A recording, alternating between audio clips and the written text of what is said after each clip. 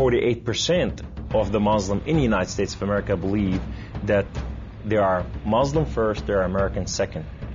Our purpose is to change this culture because they're infidel, and what they're doing is not pleasing to Allah, and we are the soldier of Allah who will make them do it. Kamal Salim was born in Lebanon to a devout Muslim family. As early as 4 years old, he remembers sitting at the kitchen table while his mother taught him about the Quran and his duty to Allah and jihad. From my childhood, my mom said, one day you'll be a martyr, my son. You will die for the sake of Allah and you will exalt Islam. She said, if you kill a Jew, my son, your hand will light up before the throne of Allah, and the host of heaven will celebrate what you have done. Kamal was 7 when his parents sent him to Muslim training camps to learn to use weapons and engage and kill the enemy. The boys were also taught another, more subtle form of warfare. We were training for what's called culture jihad, which is shifting cultures. Culture jihad it's unlike the sword, unlike the rifle, it is the jihad that will come into your world. By his 20s, Kamal was chosen to wage cultural jihad on America. In Islam, liberty, freedom, monarchy, all these are idols, and these must be brought down. So the liberty that you have in the United States of America, it's anti-Islam. So America must be changed. So I moved to the Bible Belt specifically. The Bible Belt was the strongest of strongest. That's where the stout Christians are. And I want to take on the best of the best because I considered myself as a sword of Islam. I thought I'm anointed, I'm unique, I'm selected. I'm coming to a country and a culture to change it, and I have the power of Allah with me. In the early 1980s, Kamal entrenched himself in a small Midwestern town. He began targeting men from poor neighborhoods to recruit them to the Muslim faith. But one afternoon, his life would be in the hands of those he hated the most. I was going from one place to another to do a recruitment, and that day I had a car wreck. The car wreck was so severe, I ejected out of my car, landed on my neck, broke my neck in 2 places. This man came running to me, and he said, don't worry, we're going to take care of you, and everything's going to be all right. The ambulance came and picked me up, and now I go to the hospital. The orthopedic surgeon in the emergency room looked at my chart, and he just said, son, we are going to take care of you, and everything's going to be all right. The second day, I wake up in the hospital, and this head of physical therapy, come and read my chart, and he turned around and he said the same thing, word for word. We are going to take care of you. At first, Kamal was frightened by their words, because these men were all Christians. You see, in terrorism, if they said we're going to take care of you, you'd better run. Surgeries to repair Kamal's broken neck were successful, but recovery would take weeks. After being discharged from the hospital, he would need someone to care for him while he recuperated. Kamal had no one, so the orthopedic surgeon opened up his own home to this stranger. In his home, they put me in their choicest room, in the most beautiful thing. I became like part of their family. They didn't see me any different, and now they have a basket set for Kamal. They put in money to free my bills from the hospital. Kamal was overwhelmed with the outpouring of Christian love.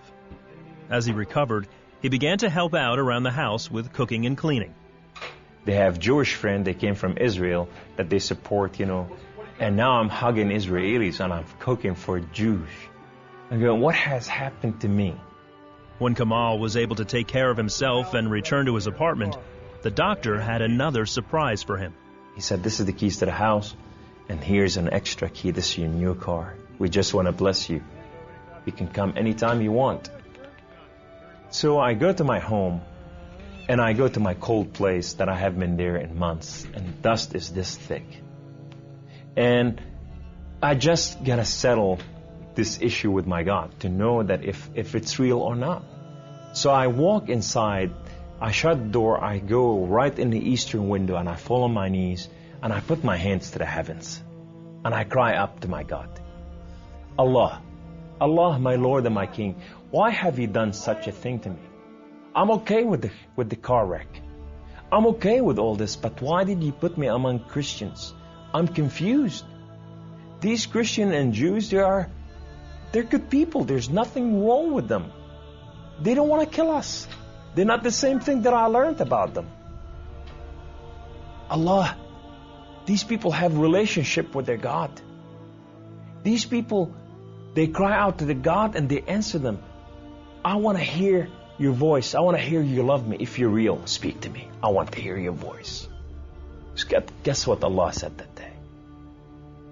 Absolutely nothing. Kamal felt that because he questioned his faith, the honorable thing to do was to end his own life.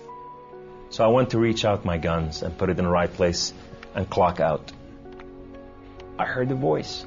The voice knew me by name. He said, Kamal, Kamal, Kamal, why don't you call on God of Father Abraham and Isaac and Jacob?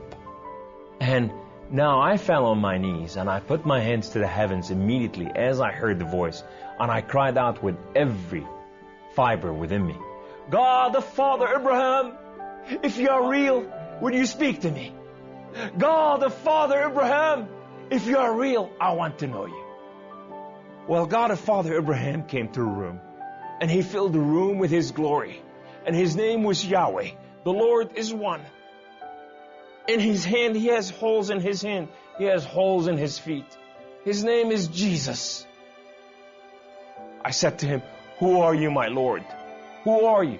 He said, I am that I am. I said, I'm a simple man with a simple mind. What is that supposed to mean? He said, I am the Alpha. I am the Omega. I am the beginning. I am the end. I am everything that is in between.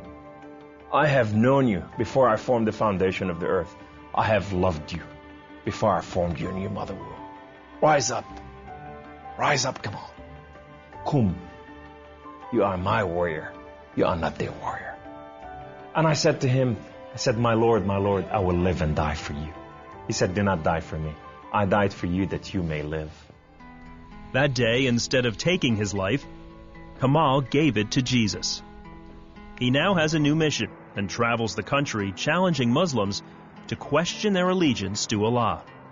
My heart desire is to reach out for my brothers and sisters, the Muslim out there, 1.5 billion Muslim, that they are living out there and they have not tasted the freedom, and that freedom in God. It's been over 20 years since Kamal left the Islamic faith, and even threats of violence and death cannot stop him from sharing his story. He is real. You know, and if you never experienced God before in your life, if you never tasted God, and if you think you got nothing to lose, when you're sitting in your home, whether you're a Muslim or a non-Muslim or a non-Christian or whatever you are, say, call on God of Father Abraham and Isaac and Jacob, and say, if you are real, speak to me. I want to hear your voice.